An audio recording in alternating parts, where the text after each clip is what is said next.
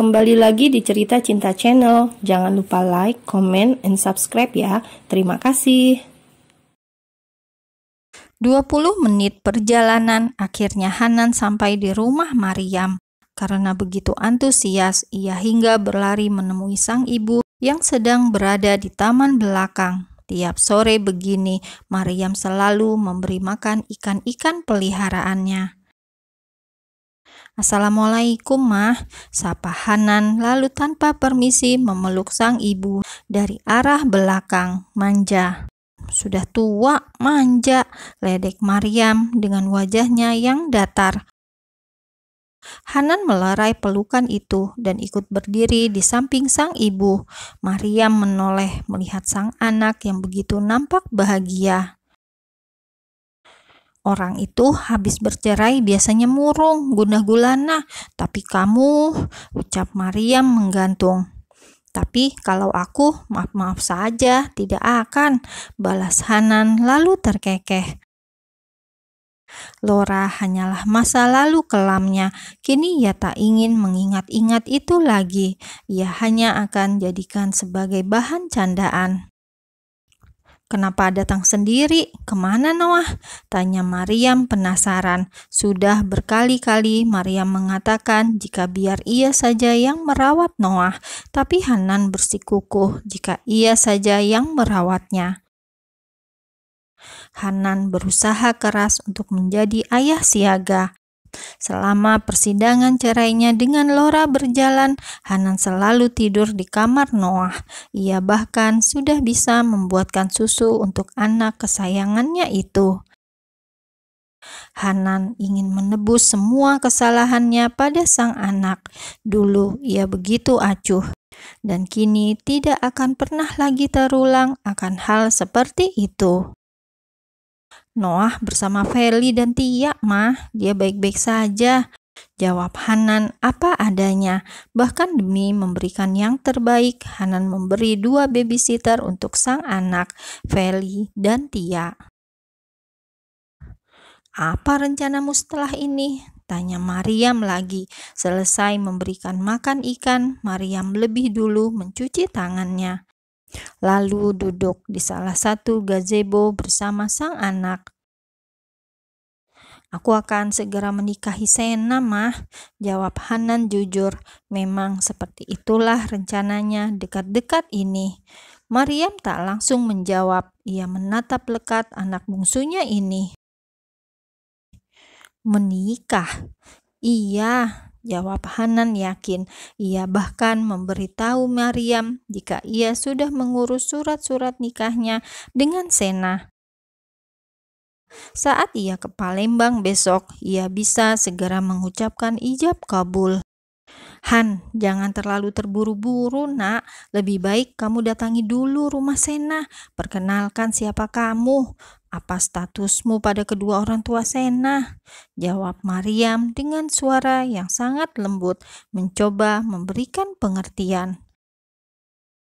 Maryam tahu jika selama ini Hanan sudah menunggu-nunggu hari untuk menikahi sang gadis pujaan Sena. Tapi Hanan bukanlah pria lajang. Ia seorang duda beranak 1, bahkan anaknya masih bayi. Mungkin Sena bisa menerima, tapi bagaimana dengan kedua orang tua Sena?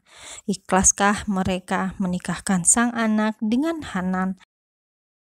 Mendengar itu, Hanan menghembuskan nafasnya kasar. Sialnya, hatinya pun membenarkan ucapan sang ibu. "Datang dan kenalkan dirimu lebih dulu." Tercenung Hanan dibuatnya. Ucapan sang ibu berhasil menusuk hatinya. Selama ini ia memang tidak memperlakukan Sena dengan benar, mencintai dengan cara yang salah. Dan kini saat ingin meminang, ia nyaris melakukan kesalahan pula. "Terima kasih, Mah," jawab Hanan patuh. "Mau Mama temani?" Tawar Maryam seraya mengulum senyumnya. Berhadapan dengan Hanan benar-benar lucu. Ia sudah duda, tapi tidak tahu caranya melamar dengan benar. Berbeda sekali dengan zaman dulu. Setiap pria yang ingin mempersunting kekasihnya harus melewati orang tuanya dulu. Tidak seperti sekarang, seenak udelnya sendiri, seperti anaknya Hanan. Mendengar tawaran sang ibu, senyum Hanan langsung terbit. Ia bahkan langsung bangkit dari duduknya dan bersimpuh di hadapan sang ibu. "Mau, Mah," jawabnya dengan begitu semangat. "Bantu aku, Mah, untuk mendapatkan restu orang tuanya. Aku benar-benar ingin menikahi Sena. Tapi jika kedua orang tuanya menolak, bagaimana?" tanya Hanan yang kembali sendu. Ya Allah, melihat itu, Maryam ingin tertawa terbahak. Anaknya seperti masih usia 20 tahunan. Padahal kini nyaris menginjak 40, bahkan sudah memiliki anak. "Kalau orang tuanya menolak, tunjukkan keseriusanmu," jawab Maryam dengan mengulum senyum. Dan Hanan hanya bergeming. Akhirnya setelah bersepakat panjang kali lebar, Hanan dan Maryam memutuskan untuk besok pergi ke Palembang. Tak menggunakan helikopter, namun melalui jalan darat layaknya orang biasa. Hal pertama yang diajarkan Maryam adalah jangan tunjukkan kekuasaanmu ketika berhadapan dengan orang tua. Merendahlah serendah mungkin. Dan Hanan menurut tanpa banyak berdebat. Pulang dari rumah Maryam, ia langsung menghubungi Sena. Kata Maryam, "Kabarilah Sena terlebih dahulu tentang kedatangan mereka besok. Jadi Sena bisa memberitahu kedua orang tuanya hingga tak menciptakan huru-hara di sana."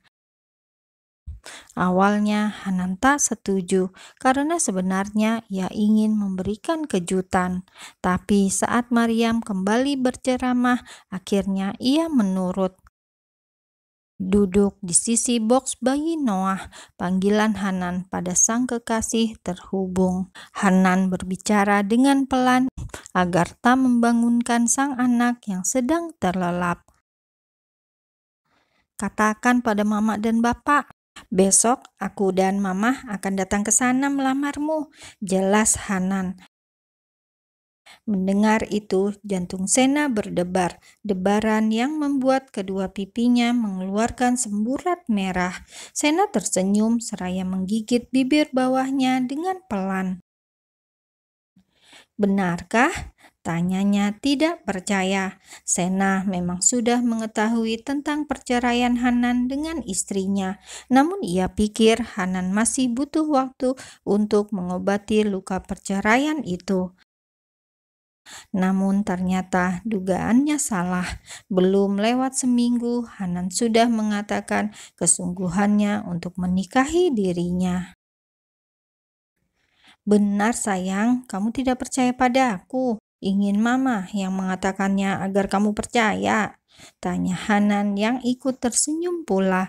Ia yakin jika di ujung sana Sena pun sedang mengulum senyumnya. "Terima kasih," jawab Sena yang sudah kehabisan kata-kata. Hanya ucapan itulah yang bisa ia ucapkan untuk menggambarkan rasa bahagianya, rasa bersyukur karena Hanan berniat menepati janji. "Aku yang harusnya berterima kasih. Sampai sekarang kamu masih setia menungguku," jawab Hanan dengan suaranya yang begitu lembut, suara yang membuat Sena semakin merasa dicintai. "Aku mencintaimu sayang," balas Sena. "Aku lebih mencintaimu Sen-sen," terkekeh pelan ketika keduanya mendengar sebutan itu, seolah mengingat pertemuan kedua mereka di kantor kala itu. Keduanya terus berbincang, membicarakan banyak hal, hingga Sena mengatakan jika sebaiknya besok Hanan dan Maryam menginap saja di rumahnya. Bukan apa-apa, perjalanan menuju rumahnya bukanlah perjalanan yang dekat. Bahkan mereka pun harus naik perahu ketek selama beberapa jam. Menginap, tanya Hanan tak percaya. Entah kenapa kata-kata biasa itu jadi terdengar vulgar di telinganya. Seolah Sena mengajaknya untuk, ya seperti itulah. Iya sayang, kasihan mama kalau harus segera kembali ke Jakarta. Pak Bagas dan Ibu Yona juga menginap saja di sini. Pinta Sena lagi dengan sungguh-sungguh. Aku sih mau saja menginap sayang, tapi aku takut khilaf. Sayang, teriak Sena kesal. Di saat sedang bicara serius begini, sempat-sempatnya membicarakan tentang khilaf. Terlebih mereka sudah lama sekali tidak bertemu. Membicarakan tentang itu membuat sesuatu yang di bawah sana berkedut tidak jelas. Iya, maaf, aku sudah berjanji kan? Aku tidak akan menyentuhmu lagi sampai kita halal. Balas Sena cepat. Dan sudah disepakati jika besok Hanan dan yang lainnya akan menginap pula di Palembang, tapi tidak tidur di rumah Sena. Mereka semua akan menginap di rumah Pak RT, rumah yang memang menyediakan kamar menginap untuk para tamu yang datang ke desa mereka.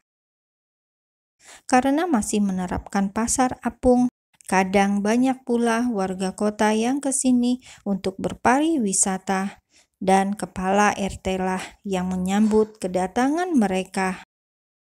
Cukup lama mereka saling bertukar kabar hingga saat jam 9 malam barulah mereka mengakhiri panggilannya.